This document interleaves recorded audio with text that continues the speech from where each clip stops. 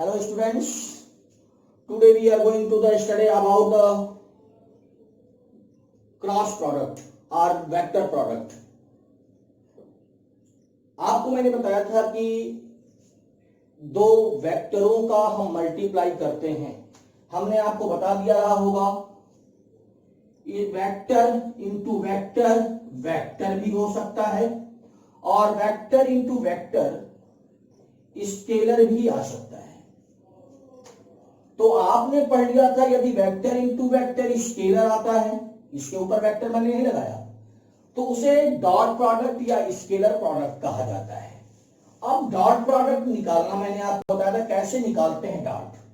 जैसे मैं डॉट निकालना बता रहा हूं, vector A dot vector B. Suppose करो वेक्टर ए दिया था, वेक्टर बी दिया था और आपको डॉट निकालना हो तो आप क्या करते थे. मैंने कहा था रूल तो अलजेब्रा का ही मल्टीप्लाई करने का, लेकिन मैंने डॉट प्रोडक्ट में आपको बताया था आई के कोफिशिएंट के साथ आई के कोफिशिएंट का मल्टीप्लाई, जे के कोफिशिएंट के साथ जे के कोफिशिएंट का मल्टीप्लाई और के कोफिशिएंट के साथ के कोफिशिएंट का मल्टीप्लाई कर देते हैं विद साइन के साथ. तो वह डॉट प्रोडक्ट होता है. जैसे 3 into 2 plus into plus plus 3 into 2 6, फिर प्लस 2 इंटू 1 2, फिर प्लस इंटू प्लस प्लस 6 5 जा 30 और इसको सॉल्व करते हैं तो आता है 38. डॉट प्रोडक्ट आपको निकालना आ गया. लेकिन आज जो हमारी चर्चा करनी है, हमने आपको बता दिया था कि वेक्टर का वेक्टर से मल्टीप्लाई एक स्केलर आ सकता है, लेकिन आज हम बताएंगे एक वेक्टर का दूसरे वेक्टर से मल्टीप्लाई हम करते हैं. when vector A multiply vector B, find a vector quantity vector C which is called the cross product. इसे मल्टीप्लाई नहीं पढ़ेंगे, क्रॉस पढ़ेंगे. It is cross product. तो आप क्रॉस प्रोडक्ट क्या करते हो कि जब दो वेक्टरों का मल्टीप्लाई करने पर एक वेक्टर क्वांटिटी प्राप्त हो जाए आपको. यदि आपने दो वेक्टर का मल्टीप्लाई किया और रिजल्ट जो मिलता है वह भी वेक्टर ही मिलता है, तो उसे हम कहते हैं क्रॉस प्रोडक्ट या वेक्टर प्रोडक्ट. लेकिन यह है क्या, क्रॉस प्रोडक्ट कैसे हम फाइंड कर सकते हैं. सपोज करता हूं एक वेक्टर ए है और एक वेक्टर बी है और इसके बीच का एंगल है थीटा और आपको निकालना है इसका क्रॉस प्रोडक्ट. तो आप कहोगे दो वेक्टरों का क्रॉस प्रोडक्ट उन वेक्टरों के मैग्नीट्यूड और बीच के एंगल के साइन के प्रोडक्ट के इक्वल होता है. Cross product mathematically equal to the product of modulus of two vector and sine angle between them. मैंने कहा दो वेक्टरों का क्रॉस प्रोडक्ट उसके मैग्नीट्यूड और बीच के एंगल के साइन के प्रोडक्ट के इक्वल होता है. अब बात यह है क्या यह मिलने वाला जो रिजल्ट होगा वह वेक्टर होगा? नहीं होगा, क्योंकि वह मैग्नीट्यूड मिलेगा, स्केलर क्वांटिटी मिलेगी. तो यह मिलने वाला वेक्टर का वेक्टर में मल्टीप्लाई करने के बाद वेक्टर प्राप्त करने के लिए हमने पीछे वीडियो में कई बार बताया था आपको कि जब भी हमें वेक्टर बनाना हो, डायरेक्शन देना हो, अगर हम इसी को डायरेक्शन देंगे तो वेक्टर हो जाएगा और डायरेक्शन देना हो तो यूनिट वेक्टर से मल्टीप्लाई कर देते हैं. जब भी किसी स्केलर को वेक्टर बनाना हो या डायरेक्शन देना हो, डायरेक्शन देंगे तो वेक्टर बन जाएगा. तो जब भी उसको डायरेक्शन देना हो तो यूनिट वेक्टर से मल्टीप्लाई करते हैं, इसलिए कैपियन से मल्टीप्लाई मैंने कर दिया. ओके, अब समझ में. अब जो यह रिजल्ट मिला यह वेक्टर मिल गया. समझ में आई कि नहीं बात. यह कैपियन माने यूनिट वेक्टर है. अब प्रश्न यह उठता है कि डायरेक्शन कैसे फाइंड करेंगे. वह इस प्लेन के परपेंडिकुलर ऊपर हो सकता है डायरेक्शन या प्लेन की, यह प्लेन है, प्लेन यह है, इसके परपेंडिकुलर ऊपर या इसके परपेंडिकुलर नीचे हो सकता है डायरेक्शन. अब अगर हमें कहा जाए क्या vector A cross vector B, vector A cross vector B equal होगा vector B cross vector A के। तो मैग्नीट्यूड तो दोनों का सेम आएगा, लेकिन डायरेक्शन क्या हो गया, चेंज हो गया, A B B A. Commutative law को फॉलो नहीं करता है। आपको मैंने बताया डॉट प्रोडक्ट में vector A dot vector B equal to vector B dot vector A हो सकता है। डॉट प्रोडक्ट में मैंने बताया vector A dot vector B is equal to vector B dot vector A होता है, कम्यूटेटिव लॉ को फॉलो करता है। लेकिन क्रॉस प्रोडक्ट में vector A cross vector B is not equal to vector B cross vector A. फिर से मैं बताता हूं क्रॉस प्रोडक्ट है क्या, दो वेक्टरों का क्रॉस प्रोडक्ट उन वेक्टरों के मैग्नीट्यूड और बीच के एंगल के साइन के प्रोडक्ट के इक्वल होता है। साइन के प्रोडक्ट की क्या होगा, इक्वल होगा। और डायरेक्शन देने के लिए हमेशा कहीं भी डायरेक्शन देना हो तो उसमें यूनिट वेक्टर से मल्टीप्लाई, इसलिए मैंने कैपिटल से मल्टीप्लाई कर दिया। तो यह अगर vector A cross vector B is not equal to B cross A तो कब इक्वल होगा, डायरेक्शन चेंज हो गया। आप कहेंगे सर कैसे डायरेक्शन चेंज हो गया, डायरेक्शन इस तरह चेंज हुआ कि जैसे यह राइट हैंड थंब रूल को फॉलो करता है।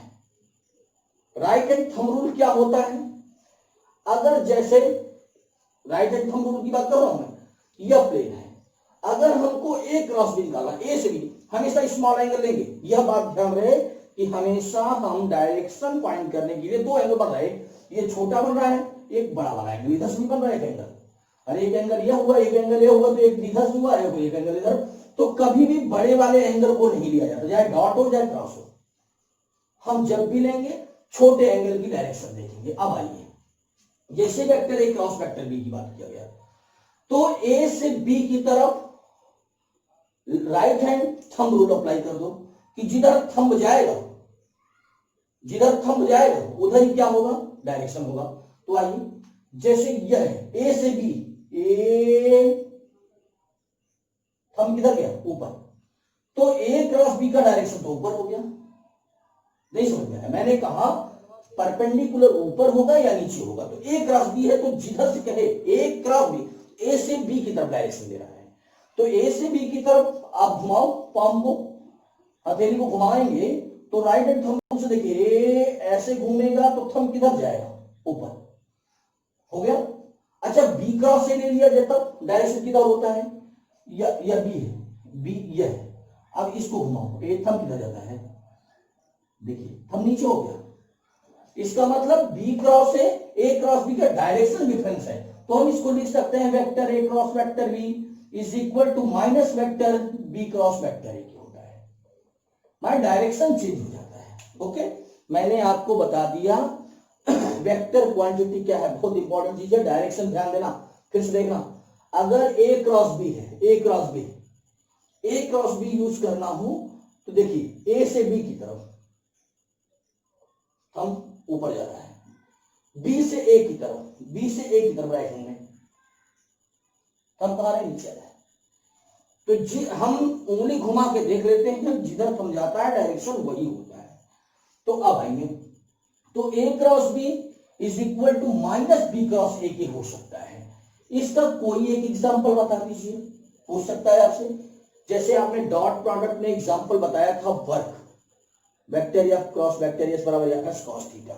डॉट प्रोडक्ट का है मोमेंट ऑफ फोर्स या टॉर्क, मोमेंट ऑफ फोर्स, या इसी को कहा जाता है टॉर्क। इसे टाउ से डिनोट करते हैं, टाउ पढ़ेंगे, टाउ 9th में आपने पढ़ा होगा। टाउ का symbol, tau means moment of force और टॉर्क। तो वेक्टर टाउ वेक्टर क्वांटिटी है, vector D cross vector F, vector D cross vector F मतलब डी एफ साइन थीटा, यह होता है आपका मोमेंट ऑफ फोर्स। इसका एग्जांपल हो गया। तो आपने समझ लिया क्रॉस प्रोडक्ट क्या है। अब कभी कभी ऐसे क्वेश्चन में एक काम करता है, वह कह सकता है कि एक पैरेललोग्राम है जिसकी एडजेसेंट साइड वेक्टर ए और वेक्टर बी है। इस पैरेललोग्राम की एरिया क्या होगी? तो एरिया ऑफ पैरेललोग्राम जो होता है, एरिया ऑफ पैरेललोग्राम इसको पैरेललोग्राम पढ़ते हैं, आप जानते ही होंगे। एरिया पैरेललोग्राम होता है mod of vector A cross vector B. माने vector A cross vector B का यदि हम मॉड निकाल दें जिसका एंगल या थीटा है, तो हम एरिया ऑफ पैरेललोग्राम फाइंड कर सकते हैं। ठीक, दूसरी चीज, अगर एरिया ऑफ ट्रायंगल निकालना हो, एरिया ऑफ ट्रायंगल कैसे निकालेंगे? तो जो पैरेललोग्राम है यदि इसी को हम आधा कर दें, area of triangle, area of triangle half mod of vector A cross vector B. यह दो फॉर्मूले हैं आपके लिए जो मैथमेटिक्स में ज्यादा यूज होगा। फिजिक्स में हमारे हो सकता है आपके सिलेबस में कम यूज हो इसका, मैथमेटिक्स में इसका यूज है कि दो वेक्टर दिया हो, सब मैथमेटिक्स में मिलेगा। 12th की मैथमेटिक्स में जब जाएंगे तो यह मैथमेटिक्स का ही पार्ट हम पढ़ा रहे हैं सब। तो आपको मैंने बता दिया वेक्टर प्रोडक्ट क्या है, दो वेक्टरों का वेक्टर प्रोडक्ट उसके मैग्नीट्यूड और बीच के एंगल की साइन के इक्वल होता है और डायरेक्शन देने के लिए यूनिट से मल्टीप्लाई कर देते हैं, यूनिट वेक्टर से, और यह एरिया निकल गया। अब बात यह आती है कि यदि हम ऑर्थोगोनल यूनिट वेक्टर निकालें, यह है कैप आई एक्स एक्सिस पे, वाई एक्सिस है कैप जे और जेड एक्सिस है कैप के, और इस पे यदि आपको निकालना हो vector I cap I cross cap J.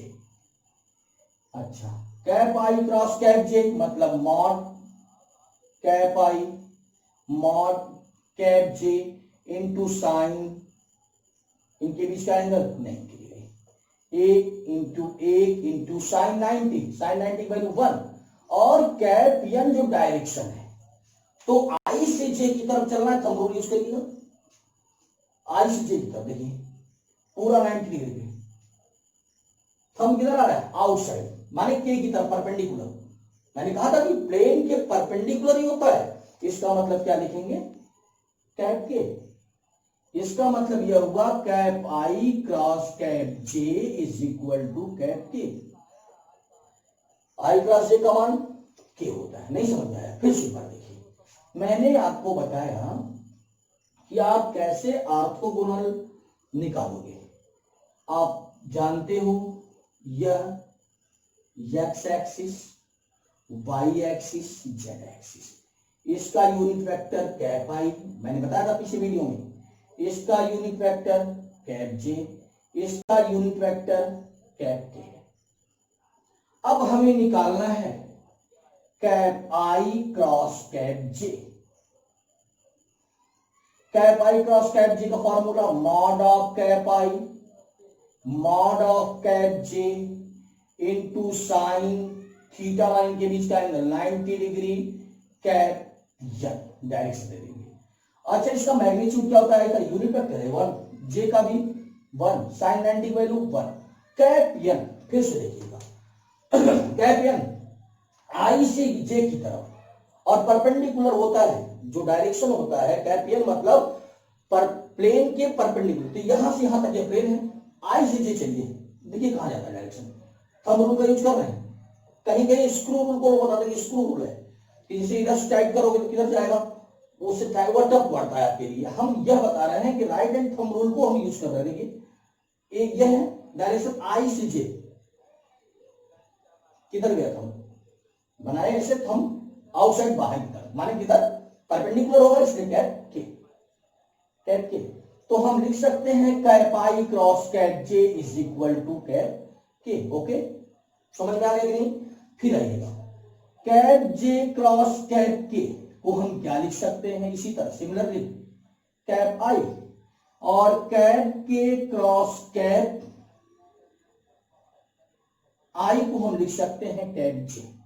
Okay, अगर मैं इसकी डायरेक्शन बदलूंगा तो यहां डायरेक्शन बदल जाएगा। जैसे कोई कह दे cap J cross cap I क्या होगा, is equal to minus cap K. Cap K cross cap J क्या होगा, minus cap I. Cap I cross cap K क्या होगा, माइनस कैप जे। इसका मतलब यह हुआ, यह आई है, यह जे लिखा मैंने, यह के लिखा। यदि क्लॉकवाइज चलते हैं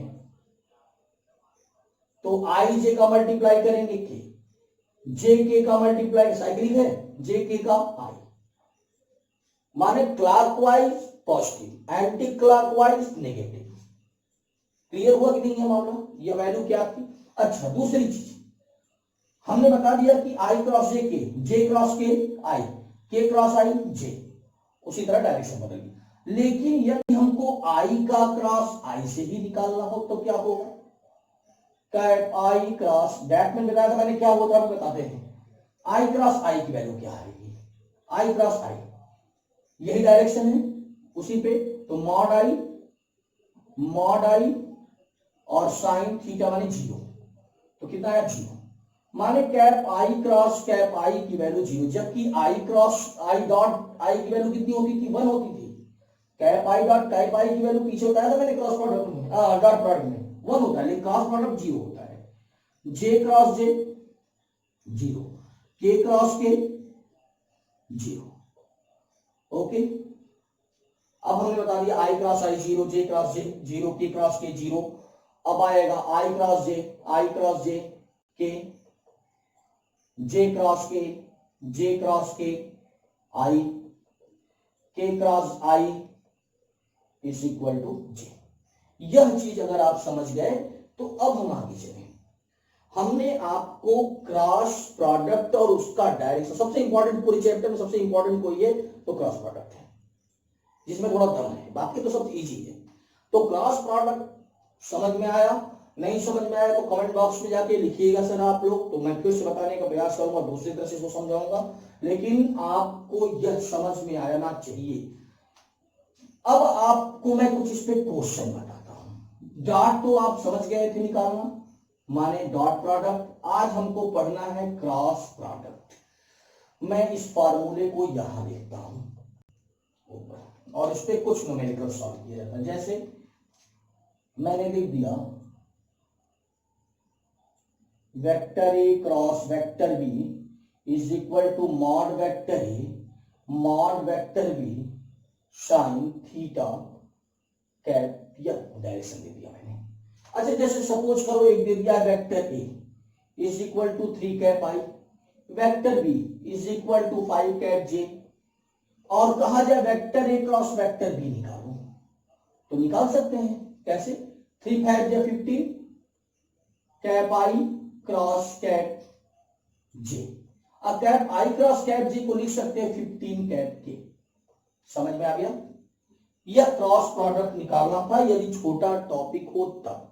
लेकिन यदि क्वेश्चन इस प्रकार दिया हो कि दे दिया हो कि आई vector A is equal to 2 cap I minus 3 cap J minus cap K, and vector B is equal to 6 cap I plus 9 cap J plus 3 cap K, और कहा जाए इसका डॉट तो निकाल सकते हैं आप लोग, डॉट में तो प्रॉब्लम नहीं होगी कि डॉट निकालना होगा तो vector A dot vector B, जैसे vector A dot vector B कैसे निकालते थे? 6 गुना 12, फिर माइनस प्लस इंटू माइनस, 9 3 जा 27, फिर प्लस इंटू माइनस माइनस, 3 1 जा 3, यह आपका डॉट आता था।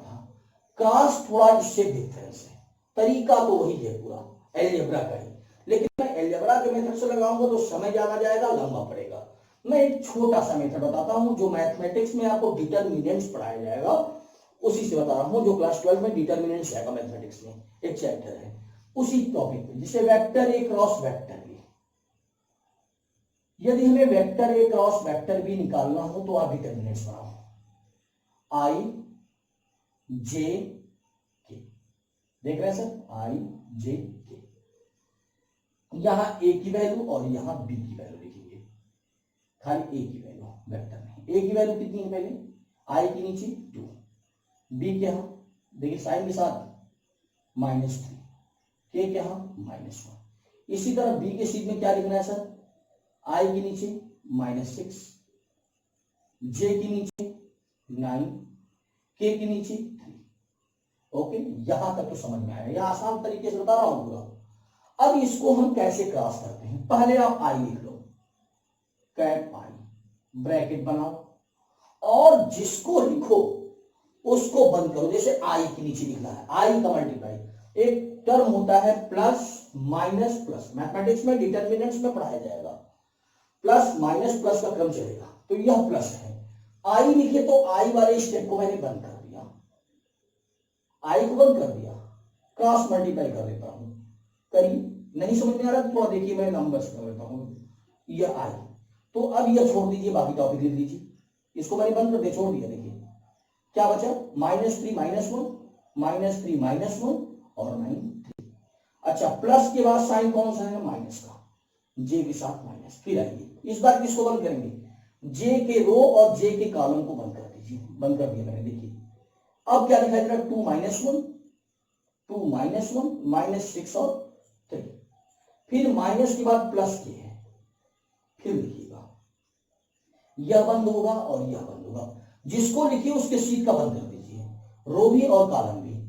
तो क्या बचेगा, 2 -3 और -6 और 9।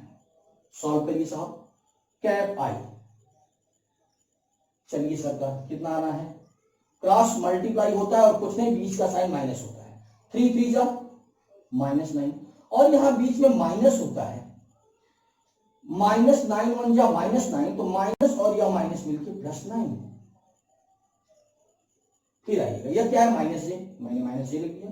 फिर इसी तरह क्रॉस मल्टीप्लाई, 3 2 जा 6, बीच में minus, minus into minus plus, 6 1 जा 6 प्लस के। फिर यहां क्रॉस मल्टीप्लाई, 9 2 जा 18, बीच में माइनस, और फिर यह minus into minus plus 18। Solve कर दिए, 0 cap I minus 0 cap J plus 0 cap के आया, माने वैल्यू 0 आई। और यदि दोनों का क्रॉस 0 आता है, इस क्वेश्चन को और कर सकता है, यदि वेक्टर ए इतना वेक्टर बी इतना, तो प्रूव करिए कि परपेंडिकुलर है, 0 आया तो vector A cross vector B यदि 0 की इक्वल है तो वो क्या है, परपेंडिकुलर है। तो इसका मतलब vector A cross vector B की वैल्यू 0 आई, इसलिए क्या है, परपेंडिकुलर है। समझ में आया कि नहीं, vector A cross vector B निकालना सीख लीजिए। मैंने कहा vector A cross vector B निकालने के लिए आई जी के लिख के, पहले स्टेप ए का आइएगा 2 -3 -1, देखिए 2 -3 -1, फिर बी के नीचे -6 9 3 -6 9 3 मैंने लिख दिया, और इसको मैंने सॉल्व कर दिया। आई लिखा मैंने तो आई के रो आई कॉलम को बंद किया, तो -3 -1 9 3 देखिए है। फिर जे के कॉलम को बंद करेंगे तो 2 -1 -6 -3 -6 और 3। फिर के के कॉलम को बंद करेंगे, रो को बंद करेंगे, तो 2 -3 -6 9, क्रॉस मल्टीप्लाई करके वैल्यू निकाल लिया। ओके, अब आइए इससे कुछ और न्यूमेरिकल्स देखते हैं।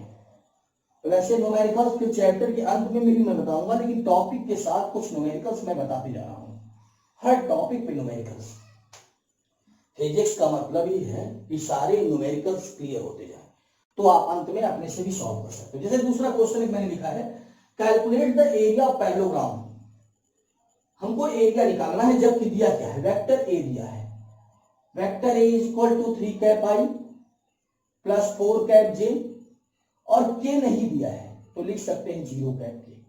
और वेक्टर बी दिया है, वेक्टर बी है -3i प्लस 7j, के यहां भी नहीं दिया है तो लिख सकते हैं +0 कैप के, जो नहीं दिया उसके साथ 0 कैप के लिख सकते हैं। ठीक, अब एरिया निकालना, तो एरिया का फॉर्मूला क्या होता है, area of parallelogram, area of parallelogram vector A cross vector B का मॉडुलस। इसका मतलब सबसे पहले आपको vector A cross vector B निकालना होगा, तो vector A cross vector B कैसे निकलेगा, अभी अभी हमने बताया था, आई जे के। अब थोड़ा सॉल्व करेंगे, आई 3 जे 4 0, फिर -3 7 0। चलिए आई लिखेंगे, आई वाला रो और कॉलम बंद, क्रॉस मल्टीप्लाई 4 0 जा 0, -7 0 जा 0, फिर प्लस के बाद आता है साइन माइनस का, -j। फिर आइए इस बार जे का बंद होगा, फिर क्रॉस मल्टीप्लाई 3 0 जा 0, माइनस माइनस प्लस 3 0 जा 0, फिर प्लस के लिखेंगे। अब के रो और कॉलम को बंद करेंगे, तो 7 3 जा 21, माइनस होता है लेकिन यह माइनस अकेले है तो मिल के प्लस हो गया। तो माने कितना आ गया, आ गया आपका के इंटू 3 और 3 33 आया।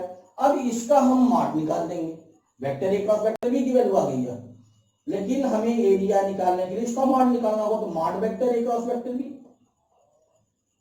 अच्छा, यहां आई नहीं है तो 0i लिख सकते हैं, जे नहीं है तो 0j लिख सकते हैं। कैसे मॉड निकालते हैं, अंडर रूट 0 का स्क्वायर प्लस 0 का स्क्वायर प्लस 33 का स्क्वायर निकाल लेंगे, एरिया आ जाएगा। आया सर क्लास निकालने?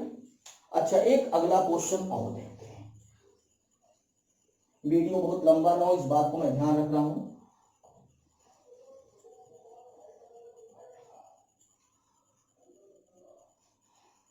अच्छा, क्वेश्चन अगले वीडियो में फिर बताए जाएंगे न्यूमेरिकल से।